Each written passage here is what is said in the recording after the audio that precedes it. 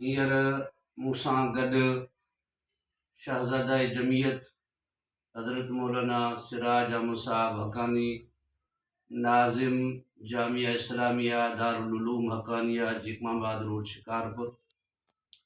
जीअं तव्हांखे बख़ूबी ख़बर आहे त जमीयत उलमा इस्लाम सूबा सिंध जो रहनुमा हज़रत मौलाना अब्दुल हमीद लुन साहब कुझु ॾींहंनि खां धाड़ीरनि जे चंबे में आहिनि।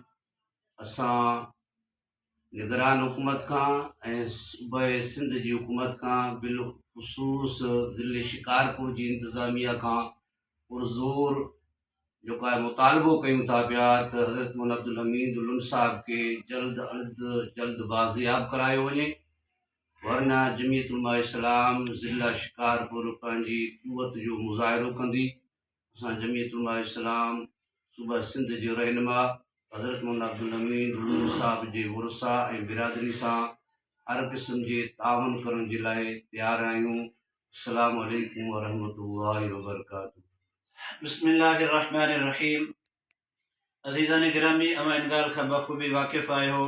गुज़िश्ता जुमे बाद नमाज़ मग़रिब चक ऐं रोस्तम जे विच में जमीयत उलमा इस्लाम जो पुराणो ख़तीब झूनो आलिम दीन जंहिं पूरो 50 साल जमीयत उलमा इस्लाम खे जे लाइ वक़फ़ कयो, दीन इस्लाम जी तबलीग कंदा रहिया, उहे हिकु जेको आहे सो नए अंदाज़ सां अजीब अंदाज़ सां उन्हनि खे अगवा कयो वियो। ड्राइवर सुधो, गाॾी सुधो, मौलाना अब्दुल हमीद लुन साहब हिते अगवा थी विया आहिनि ऐं हिन वक़्तु हू धाड़ेलनि जे चंबे में आहिनि। ख़बर न आहे कहिड़े हाल में, कहिड़ी कैफ़ियत में आहिनि।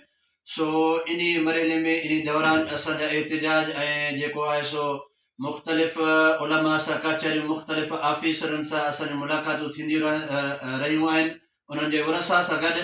हिन वक़्तु असां हीअ एहतिजाज रिकॉर्ड करे रहिया आहियूं निगरान हुकूमत खां, सूबे सिंध जी हुकूमत खां, बिलख़ुसूस ज़िला शिकारपुर जे SSP ऐं बाला ऑफिसरनि खां हीअ मुतालबो करे रहिया आहियूं त 24 कलाकनि जो असां अव्हांखे अल्टीमेटम ॾियूं था त हज़रत मौलाना अब्दुल हमीद लुंड साहब खे बाज़ियाब किरायो वञे, न त इंशाअल्लाह अज़ीज़ ॿी सूरत में जमीयत उलमा इस्लाम सूबे सिंध जे तरफ़ां ऐं ज़िले शिकारपुर जे जमायत जे तरफ़ां ऐं मौलाना जे वरसा जे तरफ़ां जेको हुकुम ऐं जेको लाइ अमल तयारु कयो वेंदो, उहो इंतिहाई सख़्तु रद्द अमल ऐं इंतिहाई सख़्तु लाइ अमल हूंदो। पोइ उनजी ज़िम्मेवार ज़िले शिकारपुर जी इंतिज़ामिया ऐं SSP शिकारपुर हूंदो। इन जे करे हिकु दफ़ो ॿीहर पुरज़ोर मुज़म्मत बि कयूं था ऐं हीअ अपील बि कयूं था SSP शिकारपुर ऐं ॿियनि ऑफिसरनि खां त मौलाना अब्दुल हमीद लुंड साहब खे जल्द अज़ जल्द बाज़ियाब करायो वञे। अस्सलामु अलैकुम वरहमतुल्लाहि वबरकातुहू।